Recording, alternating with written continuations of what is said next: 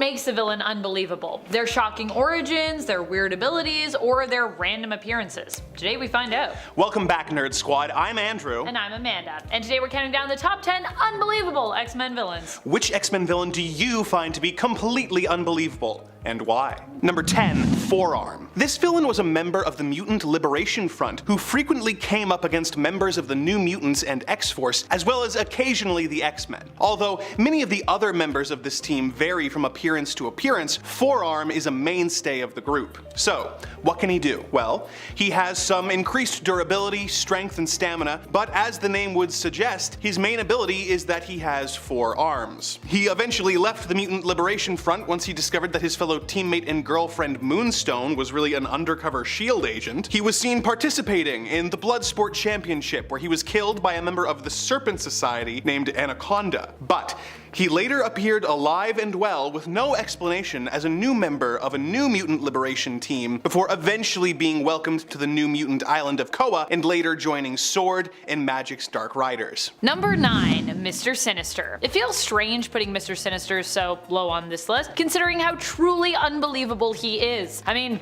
just look at him. And then go back and look at his first appearance. Remember when Sinister had sharp teeth? That was a time. Mr. Sinister has always been an unbelievable villain, not just because of his striking and unusual appearance, but because of his obsession with the Summers family, particularly Scott, and later because of his long-standing involvement with both the Summers and the Greys, as well as an origin that attached him to them when they traveled to the past, as well as an origin that tied him to Apocalypse. And now it's gotten even more unbelievable, with Mr. Sinister not just being one, but possibly existing as 4 separate entities, each belonging to their own unique race. Like, what is even happening with this man? He's crazy. At least no matter how unbelievable he continues to get, he will always look fabulous while doing it. That is something that I think in the comics is a guarantee. And friends, before we move on to our next spot on this list, if you love what we do here at Top 10 Nerd, why not click that subscribe button? We know a lot of you are not subscribed, and you know what? Every time you click that subscribe button, a host gets their wings.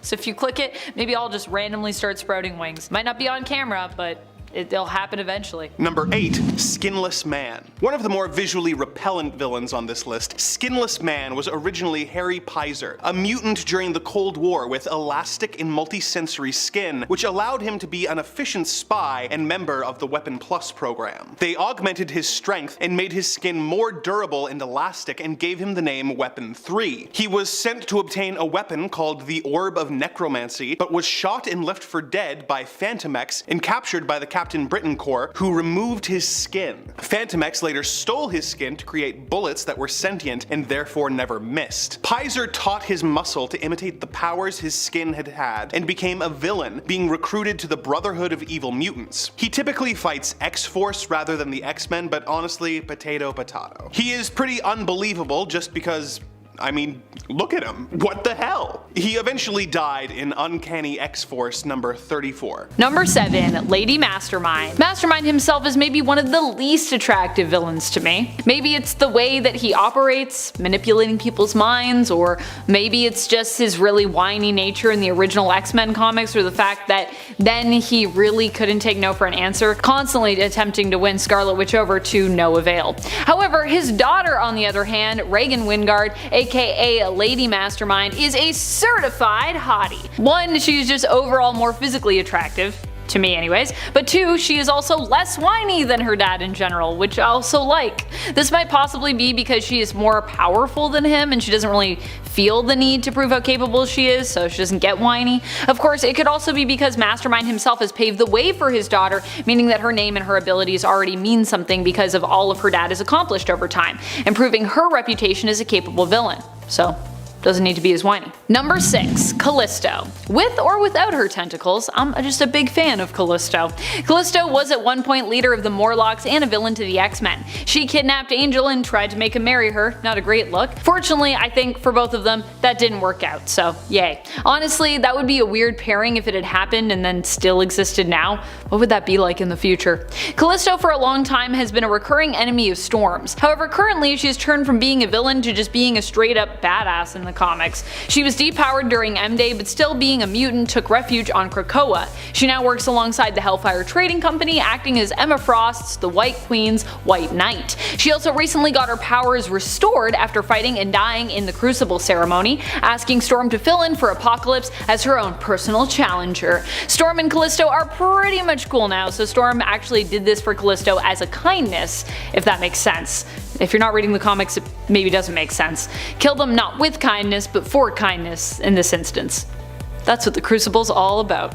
If you want to know more about the Crucible, there's a whole X-Men issue on it from the last series of X-Men that started in 2019. Number 5. Solemn. Solemn is one of the new hotties on the X-Men villain block. That would be fun to imagine, just all these hot X-Men supervillains as neighbors. Sounds like a chaotic good time. Solemn is a mutant of Arakko who, instead of having adamantium bones, possesses adamantium skin. He was one of the sword bearers of Arakko during the Ten of Swords tournament. In fact, he was the one mutant we thought would face off against Wolverine, but in an unexpected turn, Solemn didn't even really fight at all. He was initially set to fight against one of his own because this was Saturnine's tournament and it was gloriously weird. Instead though, Solemn used a favor owed to him by Wolverine from when they both had to venture to Hell to get their Muramasa blades to use in said tournament, making Wolverine tap in and fight on his behalf. Solemn is presented as being a smooth talker, master manipulator, and overall tricksy kind of person. Maybe that's why I like him so much? Number 4. Silver Samurai. Is there anything hotter than a well-trained swordsman and disciplined samurai? Silver Samurai has been a long-time enemy and sometimes frenemy of Logan, and is an iconic X-Men villain because of that. Whenever I think of Silver Samurai, or when I have seen him pop up on Krakoa lately, I always go back now in my mind to issue 3 of Wolverine's 1988 series. In that issue, we get to see him do some training in nothing but his undies and a mask. Oh, and he's wearing wrist bracers too. Gotta protect your wrists. The other thing I really find attractive about Silver Samurai is that despite being a villain, he still keeps to his own moral code, which is why he sometimes will even end up teaming up with his enemies or his rivals. If something is going on that he too does not agree with, he's willing to team up with even his enemies to put a stop to it. He's not too stubborn. And I like that. Number 3. Madeline Pryor. I mean, y'all know how I feel about Maddie. Madeline Pryor is probably one of my favorite X-Men villains around, especially because you can't help but feel for her if you know her backstory. Often referred to as the Goblin Queen, a lot of what makes Maddie so hot is just her dominant energy. She is a woman who gets what she wants no matter the cost, which has obviously driven her to do some pretty terrible things. The really tragic thing about Maddie though is that at the end of the day, she really just wants to be seen and loved and accepted, and it's like everything she does to try and get what she wants almost pushes her further away from happiness. She is the very epitome of the quote, "Hell hath no fury like a woman scorned." She's deadly, dangerous, usually very unhinged, often filled with rage, but also very tragic. What is there not to love here? She's just so complex. I love characters that are complex. If you're a complex character in a comic, you're probably hot to me. Number 2. Selene. There is something so timeless about Selene, the way she is often drawn, and even her mannerisms and the way I imagine her voice to sound in the comics. This is probably because, well, she is actually ancient. Something I find very attractive about her is just that, her timelessness, her wisdom. But of course there is also the knowledge that she could drain the life force right out of you, just like that. Selene is an energy vampire who feeds on the life force of others. Her powers pretty much make her instantly a great and deadly villain. An immortal mutant, Selene is also a member of the group known as the Externals, not to be confused with the Eternals. That's a different group. The Externals are an immortal group of mutants who are generally all ancient and are often known for being unstoppable, or at least notoriously hard to kill. Number 1. Mystique. Is anyone surprised that Mystique took our top spot? I know I'm not. For me, it's not even Mystique's outward appearance, whatever she chooses it to be, her standard blue or another version. Mystique is attractive because of her drive. She goes for what she wants and she never gives up. She doesn't usually apologize, and although she's a villain, there are many times she has done things not with malicious intent, but because she thought it was the right thing to do in the end. I love Mystique for so many reasons, but I think the fact that she is a survivor is what I admire the most egoist about her. She often does her own thing for her own reasons and often to ensure her own survival. There's something so powerful and just so cool about that. I mean, don't get me wrong, it's also good to think of others and be compassionate. I'm not saying we should all be like Mystique all the time. That would be a lot. But I think there is something admirable in her ability to completely accept herself, unapologetically, and trust in her own ambitions and her own plans. For me, that's what attracts me to a lot of female villains. It's like this rebellion against all the constraints of what it means to be good. It's the anti of what I feel like is expected of me as a woman and just a human in general. And it's fun sometimes to be the opposite of that, you know? Be good, but then also be bad and be free. Number 10. Unus the Untouchable. Unus the Untouchable. What a wild character. An oldie and a goodie. Unus actually first appeared back in the original X-Men run, making his first appearance back in X-Men issue number 8, which after hundreds of X-Men issues is pretty old at this point. Unus himself is what he sounds like. His mutant powers allow him to become untouchable when he wishes, shielding him completely when activated. This psionic repulsion shield that he can create can be as thick or thin as he wants. Unus, whose current civilian name is Gunther Bane, has also been shown to be capable of reaching through the shield himself if needed, without dropping it entirely. Pretty powerful. It's not so powerful if someone comes and tries to make the shield something you have to deal with all the time, which is how they defeated him the first time though. And friends, before we move on to our next spot on this list, if you love what we are doing here, if you love obscure X-Men villains like me, be sure to give this video a thumbs up. Number 9. Nemesis. This character rose to notoriety under a different name and is commonly referred to and known by that codename, but we can't say it here on YouTube, so instead we're gonna go with this other name, Nemesis, which is also a very AOA name, so yeah. Nemesis is known in the Age of Apocalypse reality for being the son of Apocalypse. At least, the alleged son of Apocalypse. I think we pretty much know at this point. We also don't know who his mother is though, so that's still a mystery. But it probably wasn't the woman we now know as Apocalypse's wife in the main continuity thanks to modern X-Men books, Genesis. Which is also kind of a confusing name for her to have in regards to Apocalypse's and X-Men history, but anyways. Nemesis, being an ally and horseman of Apocalypse, ends up being a major antagonist and problem for the X-Men in this universe, who are led by Magneto, as Professor X is dead in AOA, which is kinda, you know, what helped bring about this whole dread alternate reality of Earth 295, aka Age of Apocalypse. Number 8. Dark Riders. Oh boy, the Dark Riders. What a weird group. No wonder we haven't seen them that much. The Dark Riders are believed to be Inhumans who for some reason allied themselves with Apocalypse, seemingly believing in his vision of a mutant-dominated world and his ideology of survival of the fittest. I don't know how Apocalypse convinced them that this was a good idea, but they do seem to be pretty into it, I'd say, so I gotta assume that he was just really persuasive and didn't just straight up threaten them. But still, it's a whole weird thing. The Dark Riders, they're weird. The original roster included team members Foxbat, Gauntlet, Tusk, Hard Drive, Synapse, and Barrage. I mean, I feel like that also just says it all. Listen to those names.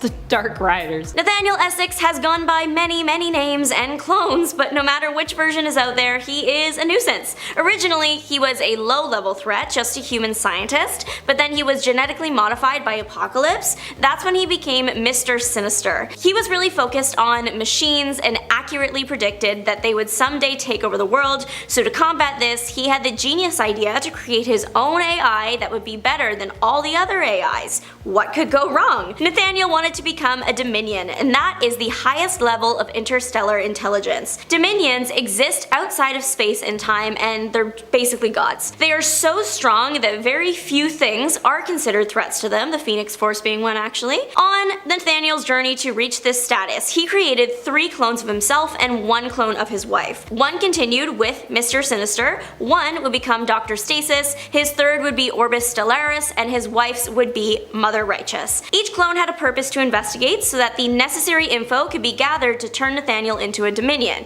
Each of these clones caused problems for the X-Men at some point too. Eventually Nathaniel did reach his goal and took on the title Enigma. Enigma has been kind of pulling the strings behind the scenes for a long time since it exists outside of space and time. For the most part, Enigma doesn't bother the X-Men too much, it's his clones that cause the most trouble. The Nimrod, that is Nimrod, caused quite a stir at the 3rd Hellfire Gala, left such a lasting impression that I had to include it. Nimrod is a type of sentinel, so there are multiple Nimrods out there. There was one in Days of Future Past, but this one right now is the one that attacked the Hellfire Gala. The head of Orcus, at the time of its creation, created this Nimrod from a place of grief after losing her husband. She placed her husband's consciousness into the robot's head, but then it got erased after an attack on the Orcus facility. Now this very powerful robot has no humanity in it, and it vows to put an end to mutants. So the robot is a bit messed up. The robot worked with an Omega Sentinel to trap and off Professor X. Then the robot worked with Orcus, the organization, which we will talk about in a second. That's when the Hellfire Gala was attacked. This was a brutal attack on mutants, Iceman, many new X-Men members, and Juggernaut did not make it out. This robot was created to protect humanity from mutants, but Nimrod went a little haywire and started wiping out humanity instead. But Nimrod came from somewhere, and that was Orcus. Orcus is an organization created to preserve humans, designed to prevent mutant ascendancy over humanity. It turns out mutants were appearing at an alarming rate to those people and were set to surpass the human population sooner rather than later. Orcus is extreme. They caused the biggest drop in population for mutants since M-Day, and that was the attack on the Hellfire Gala mentioned in the Nimrod point.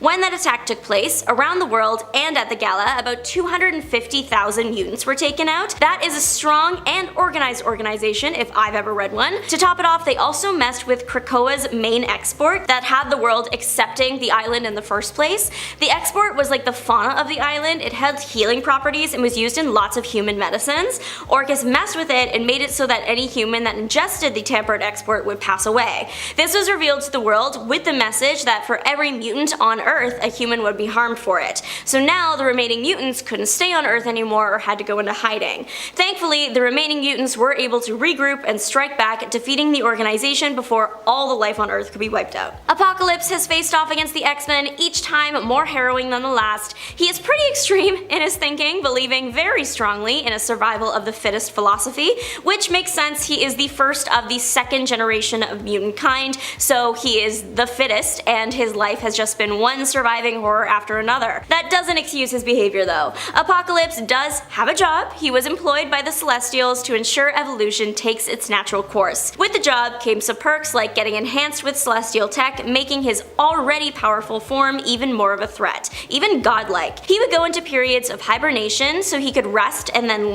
technically live longer. When he woke up in the modern age, his first order of business was to cause a major conflict between mutants and humans. Nap time is over, it is go time now. One thing about Apocalypse is that he is always moving forward, always literally evolving into the best, most powerful version of himself. He can't stay dead, but he can be taken out of the picture for a while, but unfortunately, he will always come back. A quick list of some of the things Apocalypse is capable of: matter manipulation, self-atomic manipulation, telepathy, flight, telekinesis, and various celestial energy manipulation like teleportation, for example. If you thought Apocalypse was bad, wait till you meet his wife. Genesis is an Omega level mutant capable of beating Annihilation in god form in one-on-one combat. She mentally controls the plants in her general vicinity, that's her main deal, including the flora that might be inside you, kinda. Vegans better watch out. Genesis doesn't necessarily control the plant life in you to make you do whatever she wants, though I'm sure that's probably the next step for her. What she uses the flora for is to spy on you and even track you. She is one of the characters that spends a lot of time wearing the Annihilation helm. Her and her husband were the rulers of Akara, their children, the Four Horsemen of the Apocalypse. Genesis is very skilled in combat and the process of war because she is a millennia old and has been fighting a war for most of her life.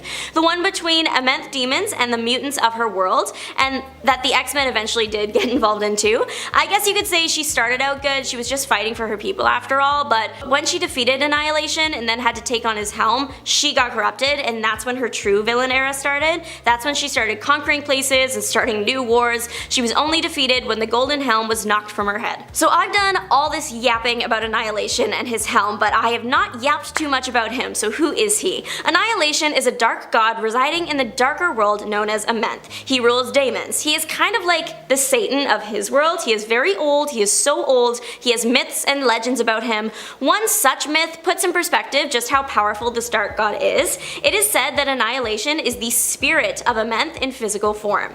Annihilation's energy lives in the golden helm of Annihilation. Those that wear it get possessed with his powerful spirit, and that's how he fought the X-Men. He did it through Genesis. Annihilation's influence is incredibly powerful. Apocalypse is one of the only known things things that can hold him off. So this trio of Apocalypse, Genesis, Annihilation is kind of like rock, paper, scissors. Apocalypse beats Annihilation, Annihilation beats Genesis, and Genesis beats Apocalypse. Eventually, the Golden Helm was made into a staff. It had less of an influence over people that way. It wasn't destroyed until Storm came into contact with it, and then she destroyed it because it started whispering to her. I had to put Magneto in first place. I literally have no choice. Magneto might not be a cosmic creator of the universe or capable of destroying a universe with a flick of his wrist, but he has been causing problems for the X-Men for decades, pretty much since the start, and is one of the most powerful, if not the most powerful mutant on Earth, so he gets first place. I think my favorite Magneto thing that proves he is a danger to society is that the world literally has a protocol to deal with him. Magneto protocols. You know you've made it in the villain world when people prepare in advance to deal with you, even if you aren't planning anything yet. Magneto also has a very personal stake in the game when it comes to fighting the X-Men and mutants. Him and Professor X were literally best friends. Having to incapacitate your best friend is a really hard thing to do. Plus, when you go to the root of why Magneto does what he does, his message is one that some people can agree on. His actions are just a bit extreme. So people might agree with his message and then get radicalized later. Magneto, with all the horrible things he has done, it could have been worse. His ability to control magnetism is not just metal and magnets for anyone new here. He controls magnetic fields too, which has numerous evil possibilities. We learned how far Magneto was willing to go for his cause when Magneto protocols were activated and he couldn't return to Earth. The combo of that and the X-Men coming after him made Magneto stop holding back, and he ripped the adamantium off Wolverine's skeleton. To make matters worse, Magneto is actually competent and smart. Hate it when your enemy actually knows what they're doing. The day Magneto permanently joined the X-Men on Krakoa was a good day indeed. Number 10, Nanny.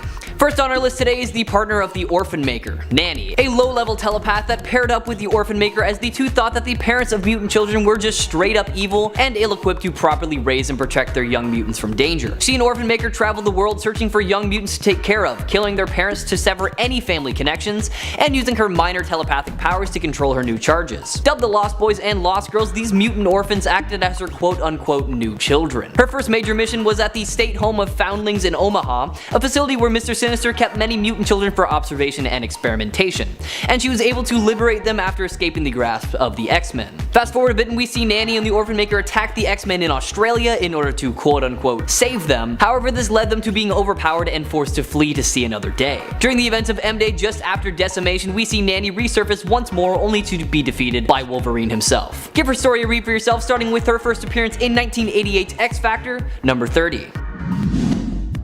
Number 9, Tusk. Not a whole lot is known about the early life of this Inhuman, and honestly not knowing how he turned out to be like this makes him just that little bit more terrifying. Tusk has the ability to grow in power and in size into this monstrous form, as well as the power to produce smaller versions of himself that can act independently thanks to a psychic link. Tusk served Apocalypse as one of the original recruits of the Riders of the Storm, which lasted for quite some time until Strife overpowered Apocalypse and the Riders served under him. Fast forward just a tad and we see the Dark Riders return when a lot of the mutant population began dying thanks to the effects of the Terrigen Mist. They went on a bit of a killing spree, getting rid of any mutant healer, believing that their powers were a violation of the natural order, and the reasoning behind that was that mutants had had their chance at survival, and that delaying their extinction was not the way to go about it. This caught the attention of Magneto and his X-Men, and the team set out to take down the Riders, succeeding after Magneto overpowered them and finished them off for good with some good old explosives. Check out Tusk's story starting with 1991's X-Factor number 65. Number 8, Bulwark. Oswald Boglin was another X-Men villain that we don't know a whole lot about, especially when it comes to their backstory, but I mean hey, that's not the worst thing, it lets us speculate, and I for one love that. Bulwark had the ability to expand his muscle mass to unknown proportions, increasing his strength, durability, and resistance. He also wore these red leather bands all across his face and body, and it's assumed that this was done as a means of self-restraint to gauge the safe limit of his powers, as they would start to get a little bit tighter the bigger that he got. He was recruited by Emplit to join their team and torment Generation X, and that's honestly exactly what they did. The Hellions were successful in capturing the young mutants, but M had telepathically called for help, and it was answered by X-Men Bishop. M then took out all her frustrations on Bulwark, punching him through the school's biosphere, and then flying right after him. As he was about to attack M back, his muscles started to wither away, and knowing that he was defeated, he fled so that he could fight another day. Like many villains, Bulwark did not get a happy ending, as he was eventually captured by the revamped Weapon X program and was unfortunately killed. Give his story a read starting with 1996's Generation X, number 12. Number 7. Cassandra Nova. I love Cassandra Nova. With every issue of Marauders I am reading, I fall more in love with this strange and terrifying character. Cassandra Nova is basically Charles Xavier's evil twin, but she's also not a straight up evil twin. She is what the Shi'ar would actually call a Mumadrai. The Shi'ar believe that Mumadrai are basically evil twin spirits of newborns who must be defeated before said person can be born. So the idea with that is that like basically we all before we were born fought an evil version of ourselves.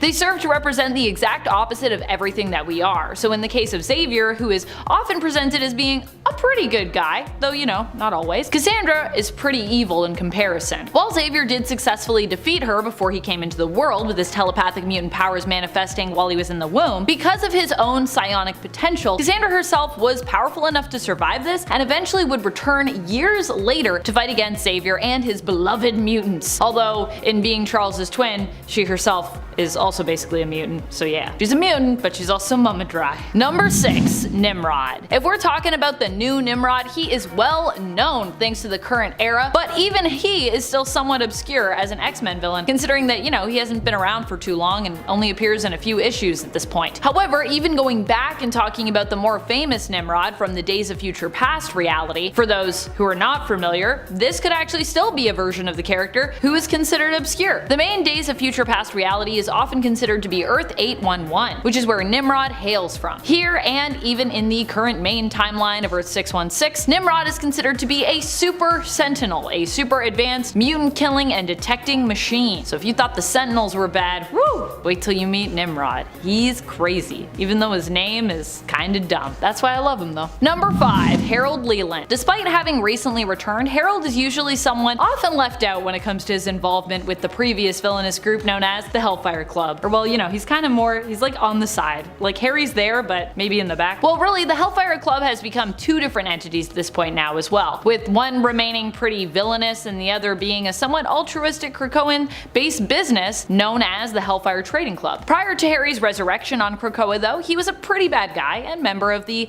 Hellfire Club, back when it was made up of villains, before it was, you know, just about business and mutants and all that stuff. Throughout many of his Hellfire days, Leland was often seen as the right-hand man to more well-known mutant villain, Black King of the Hellfire Club, Sebastian Shaw. And those were also back in the days when the Hellfire Club just wanted to like rule the world. Although who knows, maybe the trading company does want to rule the world. That would be an interesting twist. Number 4. Charles Xavier II, or Charles Xavier II. Charles Xavier II is the child of Mystique and Professor X. Wait.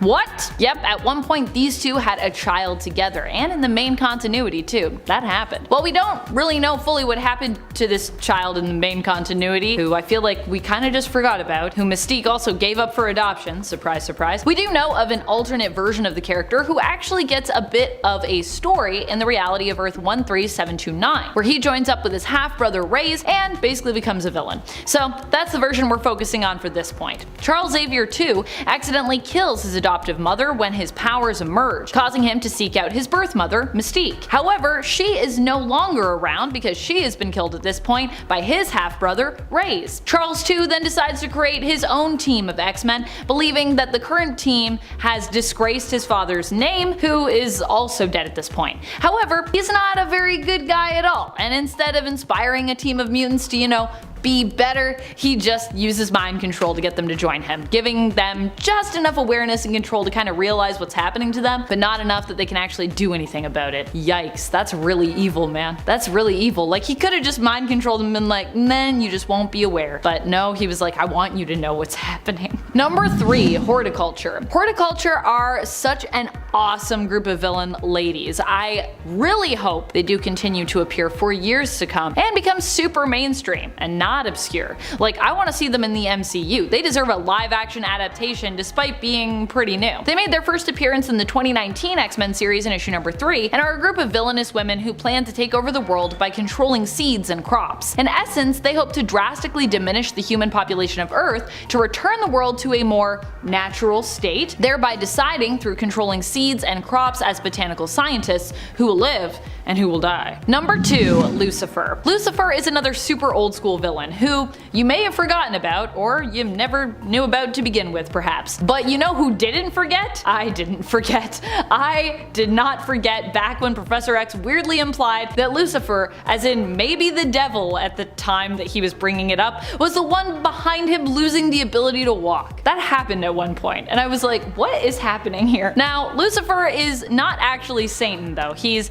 not that Lucifer. He's actually an alien from outer space. I don't think it makes it better. Lucifer is a Quist from the planet Quistelium. He originally came to Earth to conquer it, but was foiled by Xavier, so he basically dropped a big rock on him. I'm not joking, that's pretty much what happened. Although initially implied to maybe be the devil, we later learn he is just a super advanced and intelligent alien dude. Though not too intelligent because, you know, the X-Men do defeat him. Number 1, Cordyceps Jones. Cordyceps Jones is one of the newest villains to pester the X-Men. He actively fought against the most recently retired roster in the current run, before Forge, Firestar, Iceman, Magic, and Havoc joined the team. Cordyceps Jones, however, only recently went up against the X-Men, having targeted Earth by putting a bounty on it after encouraging people to gamble on its destruction at one of his massive cosmic casinos, Game World. Prior to that, he made his first appearance in the 2017 Rocket series in issue number 4, which is also why Rocket was the one to help the X-Men with finding Game World and infiltrating it. Thankfully, they had a direct link to him through a team member at the time, Rogue, whose husband Gambit is a fellow friend of Rocket's through their shared love of gambling. We also learned in their pursuit of Game World and Cordyceps Jones that Gambit's secret nickname for Rocket is Small Blind.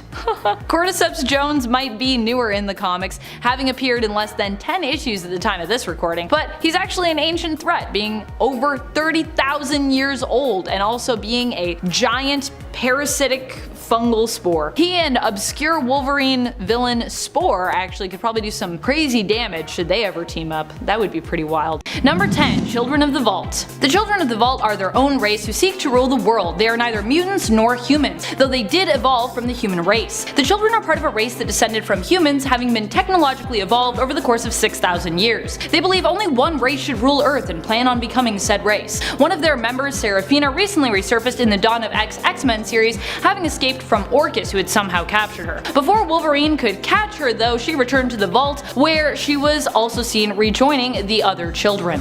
Number 9, Phalanx. So the Phalanx are kind of complex. If you are familiar with the Phalanx, it's probably because you are familiar with the Annihilation Conquest story arc from 2007 to 2008. The Phalanx work basically to destroy matter and upload it to a hive mind of data using the techno-organic virus, assimilating all organic and inorganic matter that they come across in the universe. So they're basically like the Technarchy, but the Phalanx share a collective mind, where the Technarchy are individuals. Phalanx aim to absorb all matter in the universe and eventually manage to threaten all of Earth and mutant kind respectively. It is only through Moira's regeneration abilities that we know the great risk this hive mind tech race could pose, and has posed to the X-Men and all of life before, in a previous one of Moira's lives. Number 8, the Supremacy. The Supremacy sought to take down and defeat the X-Men in an alternate future. We learned a bit more about them in Powers of X. They were the ones behind Nimrod the Lesser and eventually Nimrod the Greater, and their library of Homo sapiens and mutants alike. After years of breeding mutants in camps to use as their slaves and hounds to fight against their own kind who had revolted, they went a step further, literally dissolving mutants in tanks of femto fluid until they were reduced to nothing but the data that comprised them. Ugh. They would then be stored in a great library where the data that their corpses provided could be used to win the war against mutant kind. Eventually, the war became obsolete, however, making this whole process and the library that stored this data almost eerily useless, which is creepier. Don't put me in femto fluid, please. Number 7, Spore. Andrew Graves developed his unique mutation at a pretty young age. Now what was that mutation, you ask? Well, for starters, he had a very animal-like appearance, kinda like Bigfoot. But that's not all, because his real ability was that he was able to control people's moods and actions through pheromones. Growing up with an abusive father who forced his mother to kill herself, Andrew grew up with an intense hatred for humans, and began using his powers to make others turn on each other and kill each other. He eventually adopted the name Spore and became a member of the Acolytes, and as a member of the team, countless civilians and innocent people lost their lives. lives. For a time, he was a prisoner of Excalibur as Dr. Rory Campbell wanted to cure Spore, but during the treatment, Rory's latent hatred of mutants got the better of him, and Spore manipulated Rory into an aggressive attack on him, which gave him the opportunity to escape. Sadly though, this escape wasn't permanent, as he eventually made his way back onto the island and was killed during a Sentinel attack. It was revealed later that Spore's motives for killing were a lot darker and sadder than we originally thought though. Spore just hated himself as much as other humans, and in his mind felt that killing humans was very wrong and that he therefore deserved to be killed himself. Check him out for yourself, starting with 1993's Uncanny X-Men number 300. Number 6. Barrage. Another one of the original recruits of the Dark Riders of the Storm on this list today. If you're not familiar with Barrage, he had the ability to transform his forearms into organic weapons capable of collecting ambient energy, and then firing it into powerful explosive blasts. Barrage served as an agent of Apocalypse and seemed to follow him no matter what the task was given, as he was a part of the attack on X-Factor's ship and the attack on the Inhuman city on the moon. Alongside the other members of the Dark Riders, Barrage switched sides and served under Strife after he was able to best Apocalypse, and they defended Strife's moon base from the X-Men and mortally wounded the unfit Apocalypse in combat. After Strife's death, the Riders traveled the world challenging any and all mutants, killing Mesmero and even their own Synapse in the process, as they were too weak to even be considered worthy of living. Barrage was one of the few members of the Riders to survive the massacre by Wolverine because he actually wasn't a part of the team at the time. Honestly, lucky him. Fast forward a bit and the Dark Riders, including Barrage, embarked on a journey to kill mutant healers after a Terrigen mist cloud was spread throughout the world, endangering mutant kind, believing that the event was to be a test of strength so that only the strongest would survive. When they attacked the healer Shen Zorn, they were caught off guard by his display of ultimate power, which unfortunately cost Barrage his life. Check him out starting with 1991's X-Factor number 65. Number 5. Whiteout. Now I'm really starting to sense a pattern here because extremely little is known about Whiteout and her past. A lot of it is just, assuming and speculation. We do know what her power is though. Whiteout possesses the superhuman ability to project a flash of blinding white light from her body. This light renders her opponents blind for approximately 1 minute, and for some unknown reason her power only affects victims that she chooses, and not everyone within the range, meaning it can be used very tactically. So like I said before, a lot of her past life is speculated, but it's assumed that she has resided in the Savage Land for some time, and it was there that she was recruited by the mutant Zaladane to join her forces of the Savage Land mutants. In her only known mission for Zaladane, Whiteout and the other Savage Land mutants attacked the X-Men in Chile while they were looking for Polaris. The X-Men defeated the Savage Land mutates pretty easily in this battle, and Whiteout presumably just fled. Check out more of her for yourself, starting with her first appearance in 1989's Uncanny X-Men number 249. Number 4. Fever Pitch. Real name unknown, Fever Pitch was a very handsome young man until his mutant powers manifested and he accidentally destroyed his own face. Thanks to his mutant powers, his entire body is made of an organic flame that allows him to radiate intense heat, fly, and discharge and throw explosive plasma. As the years went by and his powers became stronger, he eventually burned through his entire body, leaving him nothing more but a fiery skeleton, which ultimately led him to becoming a member of the incarnation of Gene Nation, organized and led by the Dark Beast. Fever Pitch was seemingly killed on his first mission by Nate Gray after his energy was siphoned off, but he did later resurface in Berlin trying to capture Abyss so that he could sell him off to some researchers. Now skip ahead a little bit and we see Fever Pitch classified by the government as a national security threat, as he was one of the few mutants to keep his powers after the decimation of the mutant population. He was one of the many mutants to have a tracking chip implanted in his head before a trip into Salem Center. When the chip's true nature was discovered, he had it removed by Mr. M, who he followed when he led an exodus from the Institute. Fever Pitch was later captured by the anti-mutant group the Sapien League and was injected with a dose of the Legacy virus, causing his powers to straight up overload, killing hundreds including himself. Check out his whole story starting with his first appearance all the way back in 1999's Generation X, number 50. Number 3. The Nasty Boys. Comprised of Mr. Sinister, Ruckus, Multiple Man, Slab, Gorgeous George, Hairbag, and Ramrod, the Nasty Boys were the strike force organized by Mr. Sinister to take down the X-Men. The Nasty Boys made their first appearance all together battling the X-Factor after Slab initially attacked Strong Guy. After losing this battle, Sinister posed as Steven Shafran and unveiled his plan to kill the Scarlet Witch. Shafran, obviously upset, attempted to kill him only to be killed himself. During all that, Ramrod was also deported from the country but did make his way back, illegally. Needless to say, this is a very busy group. The team was later regrouped by Sinister and they hunted Malice, who was trying to kill Polaris so that they couldn't remerge, and they didn't stop this hunt until Malice was apparently destroyed by Polaris herself and Havoc. A while later, the team decided to reform during the final days of mutant kind after X-Man's return that ended in the death of most of the X-Men. Now it was revealed to be a bait set up by the upstarts to lure out the remaining X-Men, which they were not aware of, and they were all promptly promptly killed by the upstarts. Check out these nasty, nasty boys for yourself, starting with 1992's X Factor, number 75. Number 2, Forearm.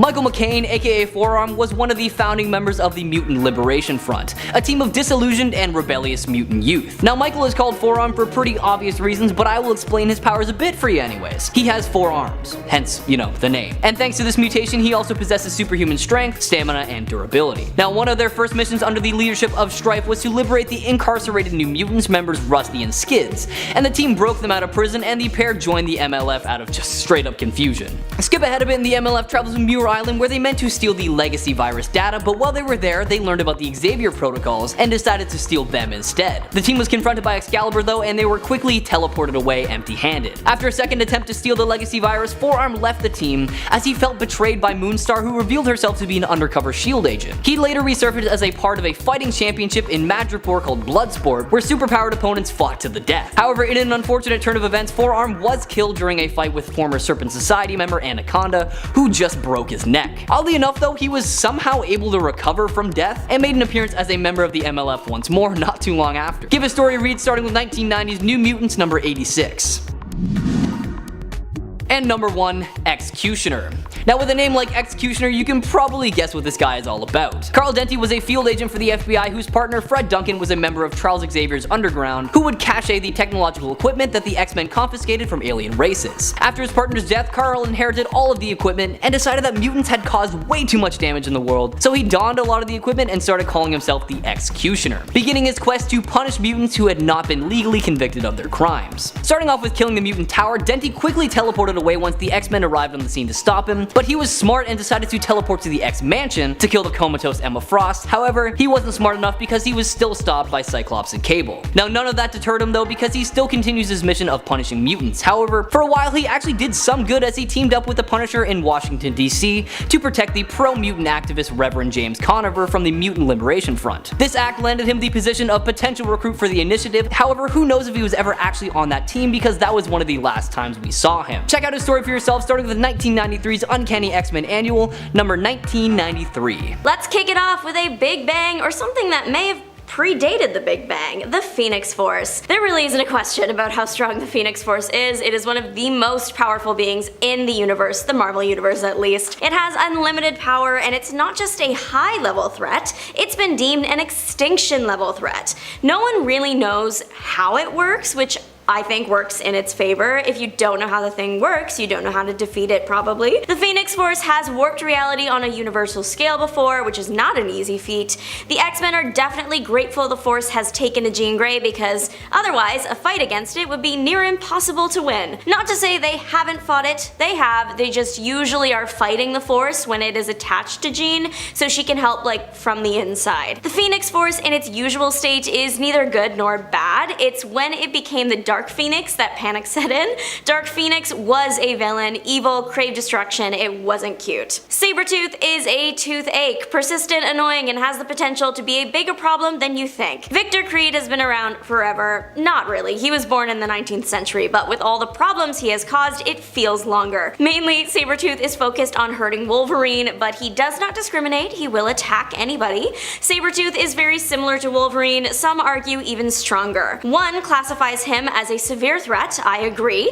He has an incredibly powerful healing factor and superhuman senses, claws are on each of his fingers and toes, and he has fangs. Pretty standard stuff when it comes to mutants honestly, but he becomes way more threatening when you take his life experience into account. He spent a lot of time over his long life training, working with multiple organizations including Hydra, the CIA, and Weapon X. He learned to fight, to track and hunt, to shoot accurately, manipulate and gaslight like it's an Olympic sport, and just overall sharpen his intellect. He was adamantiumed twice, the first time by Apocalypse and then the second by Weapon X. In a surprising turn of events, Professor X and Magneto accidentally created a merged persona. His name is Onslaught, and he is the worst. Onslaught was created after Magneto ripped the adamantium off Wolverine's bones, and Professor X kind of lost it and made Magneto catatonic.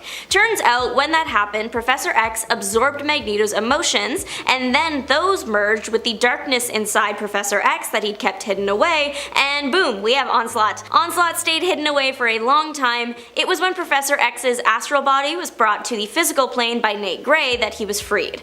Onslaught took over Professor X and attempted to get the X-Men to try and work against humanity. The X-Men were like, absolutely not. Onslaught got upset and started absorbing mutants and other powerful beings. It took the X-Men, Fantastic Four, and the Avengers to destroy Onslaught. It makes sense considering he had the powers of Magneto and Professor X in one body. Number 7. Cassandra Nova. Cassandra Nova is one of the strangest, but also maybe in a weird twist, greatest X-Men villains ever. She is the evil twin of Professor Xavier that we never knew existed originally. But really, she isn't like a straight up evil twin. She is what's known as a Mummidry, which is an evil reflection of ourselves. The alien race known as the Shi'ar believe we must fight and defeat our Mummidry in order to be born successfully into the world. Yeah, it's a pretty wild concept. And also a weird one to apply to an Earthling like Xavier or even other people on Earth, considering, you know, this is a Shi'ar belief and ultimately a kind of a Shi'ar thing. But who says that Shi'ar's beliefs can't be true for other planets or Earthlings, I guess? Especially when Xavier would grow up to have such close ties to the Empire, even at one time becoming the consort of Lalandra Naramani, the ruler and magistrix of the Shi'ar Empire. And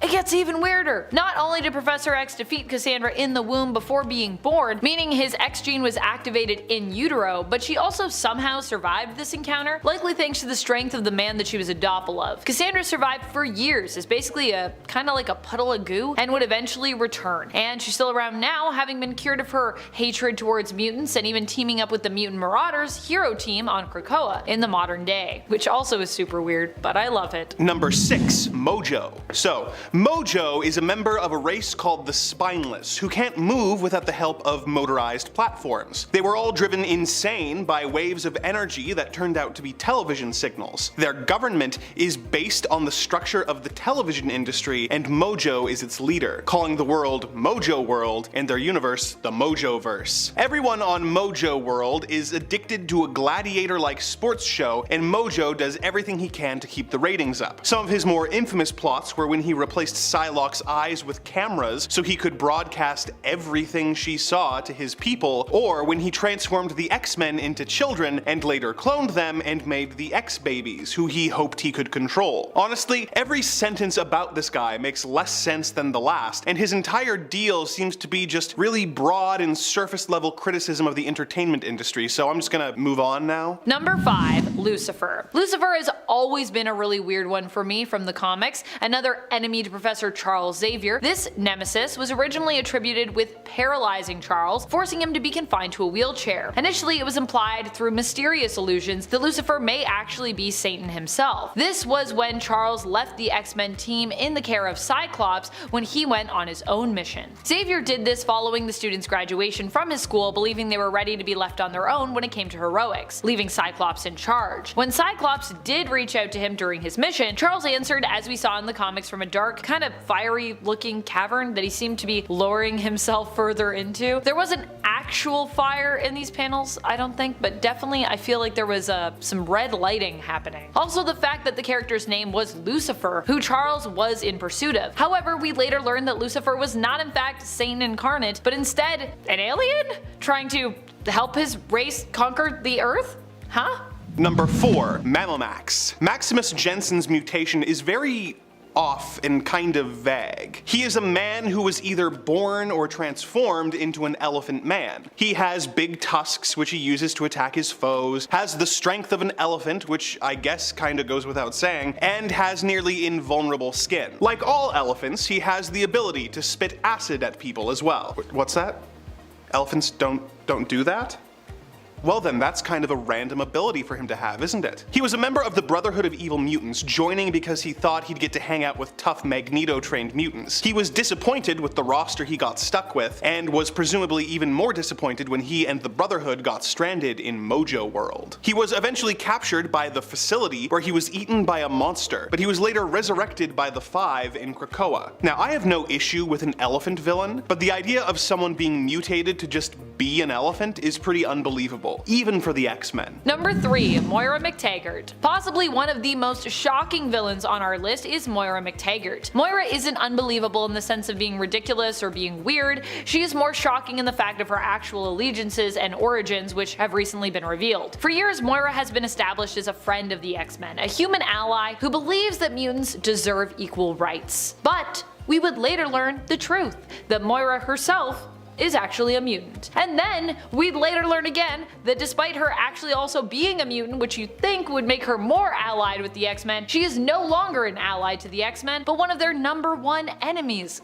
What? Moira would even join up with the deadly and influential organization known as Orchis, which aims to put an end to mutants in an effort to preserve and safeguard humanity. Moira herself has kind of been stripped of her mutant genes and powers and turned into a bit of a cyborg, but this hasn't stopped her from continuing in her fight against mutant kind, in a shocking comic book twist. Number 2. Nimrod. Nimrod here comes from the Days of Future Past alternate future, where mutant hunting sentinels controlled North America. He is an advanced prototype of the program who tried to follow Rachel Summers into the past after her and Kate Pryde were discovered during a sabotage mission. He ended up undershooting his destination by about 20 years, where he killed Storm and forced Forge to build him a time machine, which took him to the current Marvel timeline, where he came into contact with and fought the X-Men on several occasions, eventually merging with the remains of the Master Mold and becoming Bastion. What I find so unbelievable about the character is that anyone would be scared of someone called Nimrod. In case you are not aware, Nimrod was the name of a legendary and skilled hunter from the Bible, so it is obviously implying that this Nimrod is designed to hunt mutants really efficiently. However, because Bugs Bunny would often sarcastically refer to Elmer Fudd as Nimrod in the old Looney Tunes cartoons, its meaning evolved in the general lexicon to mean an idiot. So as unbelievable as it sounds, a cartoon bunny has made me incapable of viewing this villain as threatening, because to the general public, he is calling himself an idiot. Number 1. Ice Cream. Ice Cream has to be one of the weirdest mutant villains of all time, considering that his plan was to basically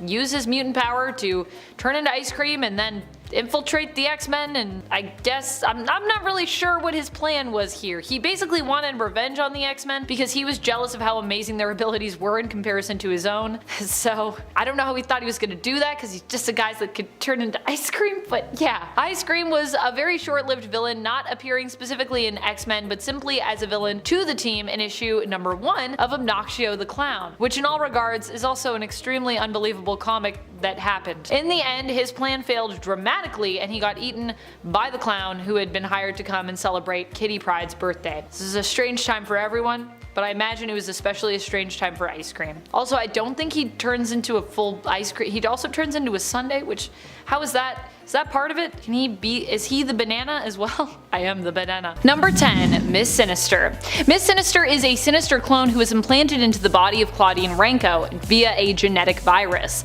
This virus was Mr. Sinister's failsafe should anything happen to him, which of course it did. He ended up being killed during the events of Messiah Complex. Following his death, however, this failsafe was activated, transforming Claudine Renko into a perfect genetic copy of Mr. Sinister, but female. She also possessed Nathaniel's powers and his twisted personality. Claudine no longer existed, and in her place was Miss Sinister. Miss Sinister wouldn't last forever, and eventually Mr. Sinister would return to the comics, taking her place. Although I do think the idea of female clones of Sinister also existing is just a pretty cool idea, and I still kinda hope we could someday see a version of Miss Sinister brought back in the comics. I'm cool with there being a lot of clones of just Mr. Sinister, but what about some Miss Sinister clones too? That could be cool. All of the Sinisters. Sinister dinosaurs as well. Number 9. Donald Pierce. It's kind of weird really that I think Donald Pierce is attractive, but here we are. Now you know that I'm into the weird Victorian aesthetic of the Hellfire Club. Surprise, surprise. I feel like people that do know me would be not surprised by that at all. And of course I'm generally into that aesthetic, except for when it's being worn by Sebastian Shaw, of course. Sebastian is a brute, and I will never forgive him for what he did to Captain Kate and Lockheed. Ugh. Donald Pierce is extremely anti-mutant, but then again, he's also an X-Men villain, and around pretty much half of that group of the X-Men villains are pretty focused on, death to all mutants and that kind of stance. Donald Pierce himself was one of the original members we're introduced to of the Hellfire Club Inner Circle, holding the title initially of White Bishop. He's also part cyborg, which I'm also weirdly fine with. Even robots and, part robots deserve love. Love for cyborgs. Number 8. Mr. Sinister. Mr. Sinister might seem like a weird one to include on this list, but have you seen him lately in the comics? He's a complete A-grade hottie. Something about Mr. Sinister with facial hair, just like rocking a beard, just really does it for me. Also, I love capes, and they're not super easy to pull off, so if you can pull off a cape, I think you deserve a spot on this list, which Mr. Sinister consistently does, so here he is. He's also just a really fun and creative villain, for better or sometimes for worse when it comes to plots. And if there is anything that screams hotness for me, it's creativity. I love creativity. Sure, he might be a mad geneticist, but he's a fun mad geneticist, you know what I mean?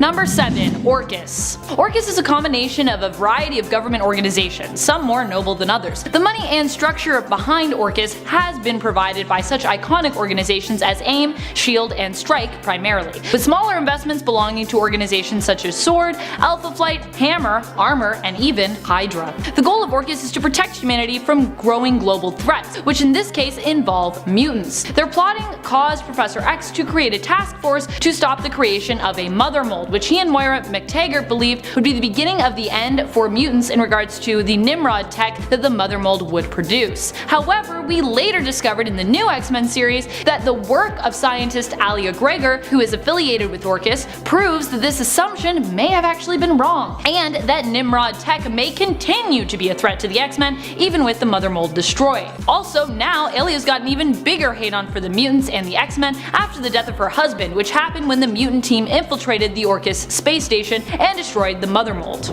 Number 6. Chen Zhao. Chen Zhao is a very wealthy politician who was publicly humiliated by Kate Pride. Yeah, she's dropped Kitty and she's just going by Kate Pride now. And Bishop. She was humiliated when she attempted to blame mutants for her missing husband, who turned out had actually just joined a kind of cult of worshipping and celebrating mutants. So that's kind of awkward for her. Frustrated, she decided to make a very generous donation to anti-mutant organizations and aims to continue her own fight in the war against mutants. She donated to one very specific anti-mutant organization actually, which we'll talk about soon. Number 5. Xeno. Although the creation and unity we have seen from the mutants in the Dawn of X relaunch has allowed them to shut down those programs who would use mutants as test subjects and as a means to advance human evolution, that doesn't mean that the people behind those organizations just disappeared. In fact, it seems that instead the few people left who still believe in them have found one another and created a more secretive organization in the shadows known as Xeno. Xeno was the group behind the assassination of Charles Xavier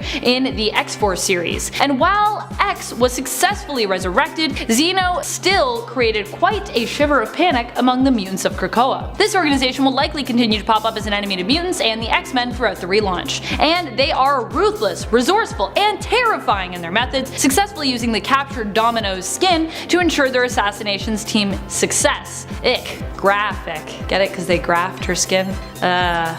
Ew. Gotta get that luck though, gotta just slap that luck skin onto ya.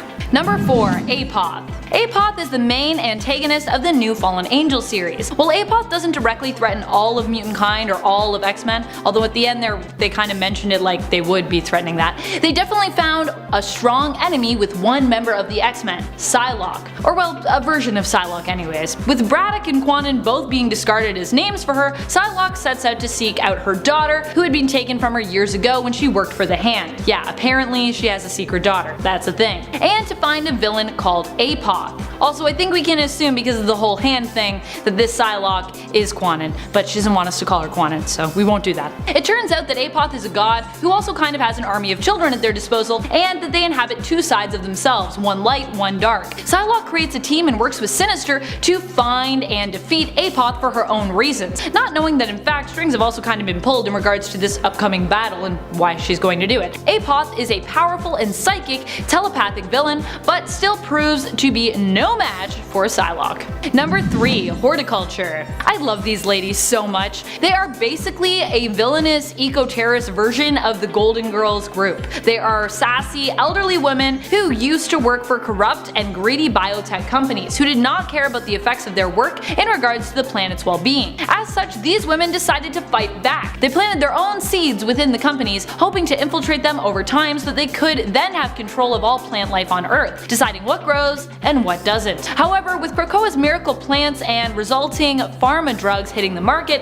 as a result of the mutant nation being recognized globally, their plans were kinda threatened. Hordeculture formed, and these 4 women, Opal, Lily, Augusta, and Edith, threatened the mutants and Krakoa. They attacked with a green sticky substance that appears to neutralize mutant powers, and vowed to either cause Krakoa to join them, or they would cut them down like the weed they are. I sincerely hope we get to see a lot more of them, or that the mutants decide to team up with them because they're just hilarious and amazing. Number 2, Merc. Merc is a team and organization that was built out of the demilitarization that seems to have happened globally as a result of Krakoa being recognized as a nation. Call it a time of peace or call it an anxious time of reserved resources in preparation for the war to come, but regardless of the cause, Merc is comprised of former top paramilitary soldiers who seek out battle because, you know, they were kinda laid off, and as such have become guns for hire. They are loyal to no nation. They were originally employed by Xeno to fight against the X-Force and X-Men, but may have also more recently been approached by the mutants themselves in regards to their services. So we'll have to wait and see. They were fighting against them, but maybe they can be used. Number 1, Homines Verendi. While the Marauders might operate separately from the X-Men, they are still comprised of a lot of former and current X-Men members, including one of the original team members, Bobby Drake, and it also includes Storm! Yay!